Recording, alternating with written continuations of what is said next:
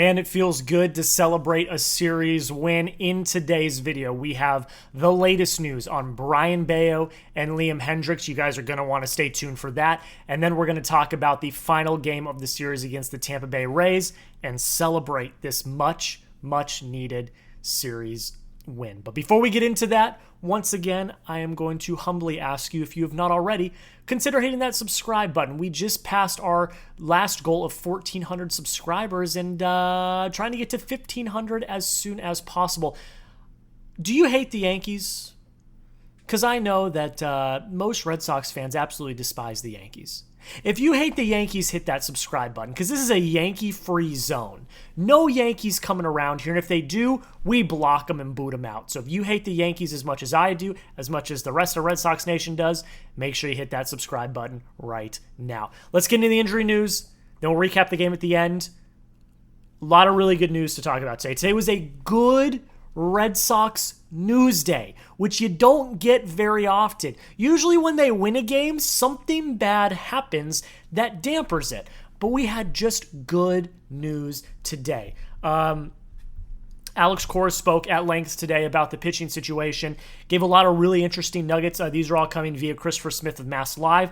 The first one is, it seems like there is a pretty good chance that Hunter Dobbins is going to be the TBD pitcher to start the game on Friday. We still don't know who's going to pitch after Richard Fitz got injured, and a lot of people were assuming, since it would line up with Hunter Dobbins' start in Worcester, that he may be the guy. And Alex Cora said there is a chance that that does happen. Dobbins absolutely shoved in his first outing. It was very impressive in his major league debut, and I would love to see him back up again, taking on the White Sox at Fenway once again. I think that would be really good. Cora said we'll talk about it. They'll probably have a decision tomorrow. So I'm assuming today, the day you're watching this, we will know who the TBD pitcher is, and I would assume it is Hunter Dobbins. The biggest news that came out of this press conference is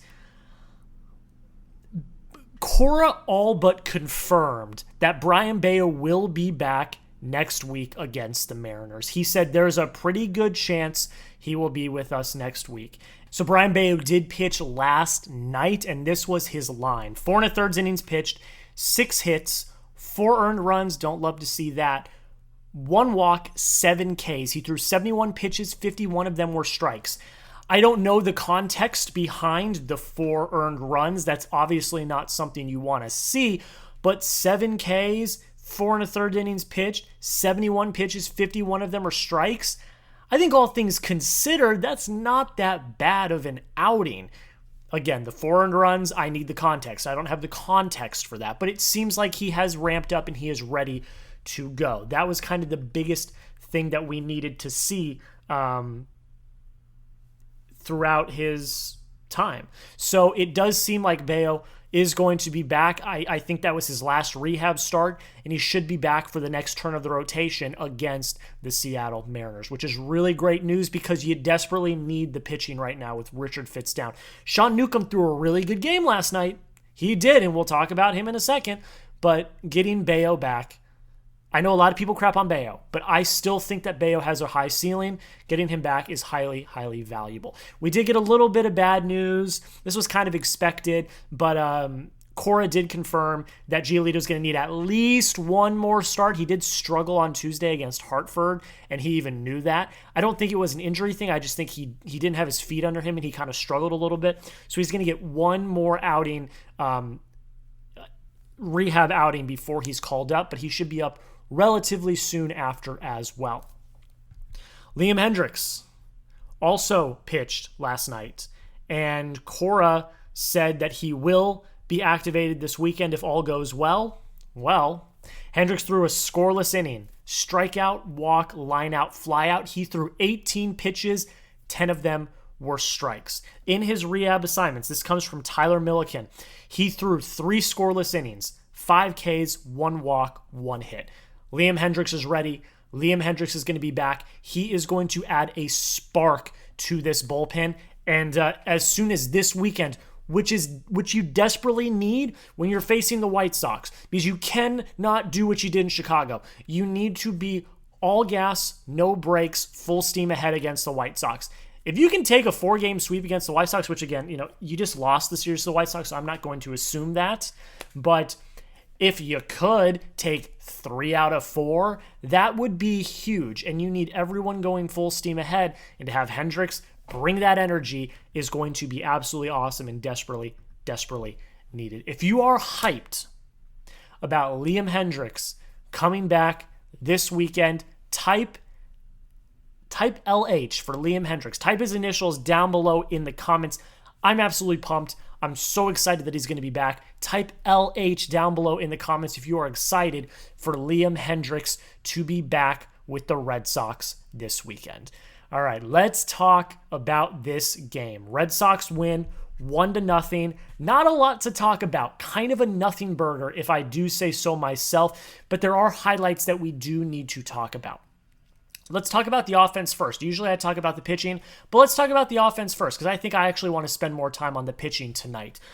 David Hamilton is the hero. He hits the home run, which he desperately, desperately needed. He was in such a bad slump. So for him to finally go yard, finally find a pitch that he could drive, that was such a good thing to see. That right field wall was short. He hit it on a line real quick. It got out of the ballpark fast, but getting that confidence back, again, especially when you're about to face the White Sox again, who, again, I'm not taking lightly. You just lost a series to them, but a team that you hopefully, I'm hoping and praying, have more success with this weekend. You need Hamilton to get a little bit of confidence. Now, he's not going to play every day, obviously. He is still coming off the bench, but when he gets those spots, he needs to deliver, and to hit that home run was very, very significant, and I was incredibly happy that he did it. The rest of the offense, nothing really going. Jarren Duran, I think one of the highlights, stole third and got thrown out with Devers at bat. I don't love that decision with one out. I know that he's trying to wreak havoc on the base paths, but you also need to be smart about it. And with Devers at the plate, with Story in the hole, who's been absolutely on point so far at the plate, I didn't agree with that decision, but it is what it is. Devers went 1 for 3 tonight.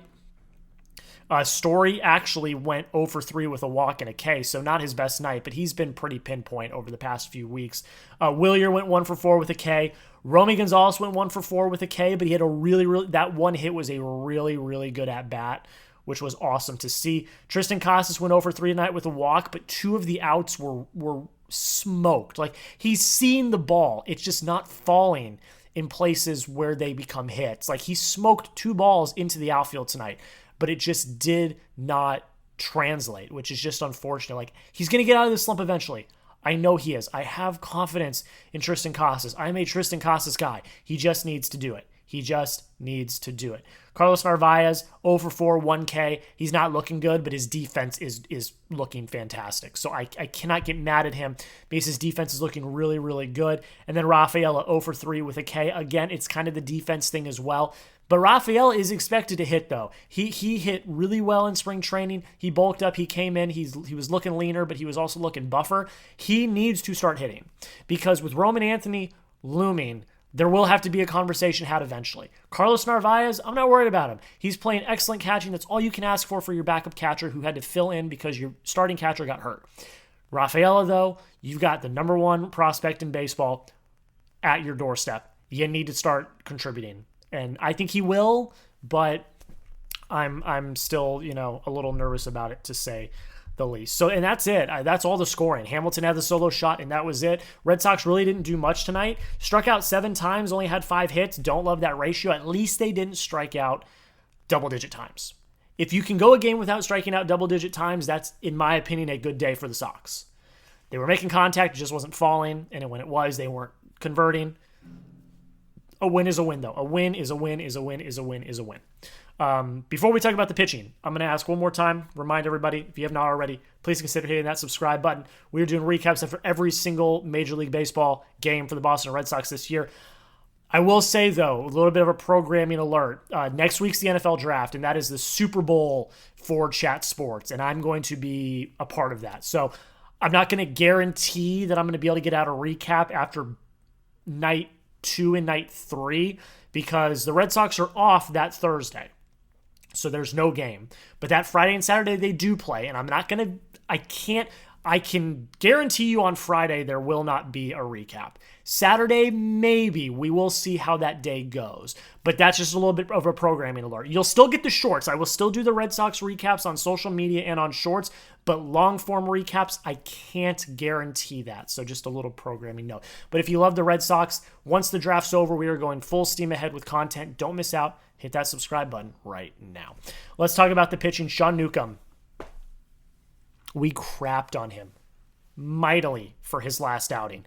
He pitched really well. 4 and 2/3 innings pitched, 4 hits, 2 walks, 4 Ks. He did exactly what you needed him to do. He locked down. He got into a few jams, but he got out of them. He looked really good. He had great poise. His stuff was working. He did exactly what you needed him to do. He basically got you 5 innings of work. Not 5 innings, but basically 5 innings, and pitched really, really well. So I was really happy to see that. He will be the odd man out when Bello gets called up. That's just inevitable. But he made a mark in what we would assume is probably his last start for the Sox. But I was very pleased with what I saw tonight for Sean Newcomb. Go down below and grade Sean Newcomb's performance for me. A, B, C, D, or F. Let me know down below in the comments.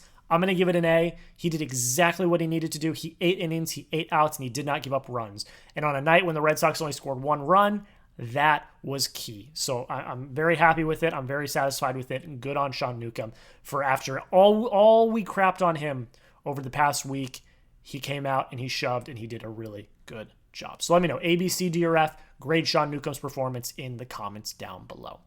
The bullpen is the star of the show for me, though. Greg Weissert comes in, 1 1/3 innings pitched, 3 Ks. He looked absolutely nasty, and I'm not a big Greg Weissert guy, but even I can admit he looked really solid tonight.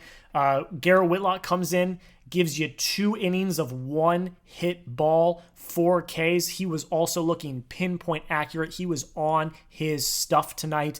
And then Justin Slayton comes in, closes it out.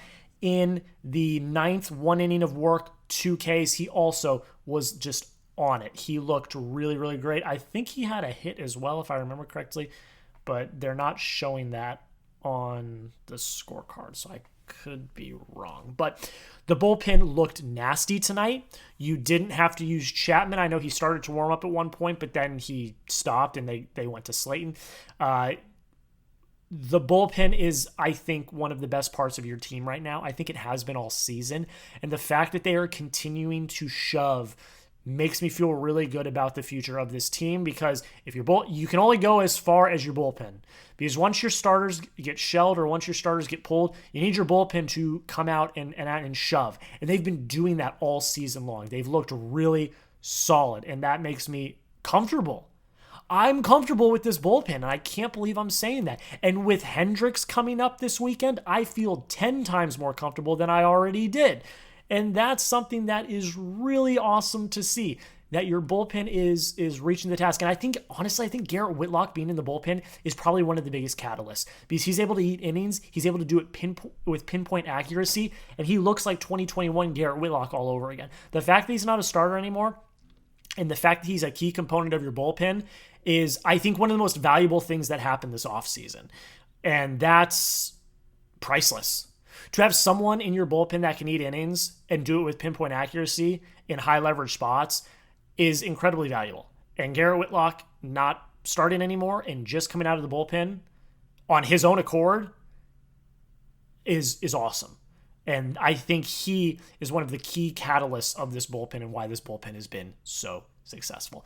Give me your confidence level in the Red Sox bullpen scale of 1 to 10. I'm going to go a 9 right now. I mean, Chapman still scares me a little bit, but he's been shoving. And, they have their off times. Weissert and others, Winkowski, they struggle at times. Their ERAs, Slayton's ERA is still at over a 5. That was really because of one game where he got shelled. So I'm going to say a 9, though. I'm really comfortable with this bullpen. But you let me know down below in the comments. Scale of 1 to 10. Grade your confidence level in the Red Sox bullpen. That's it, guys. Going to finish this one out. I really appreciate all of you watching. Off day tomorrow, so we'll see if there's a video. We've got a off day today, actually, at the time you watch this. we've got a Chat Sports-wide mock draft, 3-round mock draft happening today at the time you're watching this. So if you want to check that out, go over to the Chat Sports YouTube channel. I'll actually be producing that. I'm very excited about it. So I'm not going to guarantee that a video comes out tomorrow, but we will be back with the regularly scheduled programming on Saturday after the first game of the series when the Red Sox take on the White Sox. Thank you all so much for watching. I hope you all have a great rest of your day and the rest of your night. Enjoy the off day, and until next time, go Sox.